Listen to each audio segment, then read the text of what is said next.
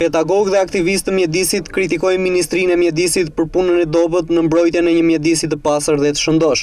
Ata kërkojnë shtimin e programeve mjedisore nga ana e Ministrisë me efekte konkrete dhe jo thjesht administrative në shërbim të ruajtjes së ekosistemeve dhe mjedisit të shëndetshëm. 5 qershori njihet si dita botërore e mjedisit, ndërsa me këtë rast në Tiranë organizohet konferenca ndërkombëtare e ekosistemeve. I pranishëm në këtë aktivitet ishte edhe zëvendës ministri i bujqësisë Tokli Thomai, si dhe student e aktivist të mjedisit. Në fjalën e tij për mikrofonin e Ora News, koordinatori i kësaj konference, pedagogu Hysen Mankolli, thotë se duhen shtuar nismat dhe përkujdesjet nga ana e Ministrisë së Mjedisit për një ambient të shëndosh. Përmes kësaj konference ne japim një shtesë në lidhje me gjithë agjendën qeveritare, jo qeveritare, për mbrojtjen dhe përmirësimin e cilësisë së mjedisit. Vëmendja duhet përqendruar në suportet qeveritare, të cilat shpeshherë neglizhojnë anën shkencore dhe problematike shkencore që shfaqen institucione qeveritare të cilat shpeshherë e kanë në letra, por e neglizhojnë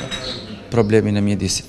Aktiviteti vijon me një sër prezantimesh të ekosistemeve të përgatitura nga pedagogë të universiteteve shqiptare si dhe ato të rajonit.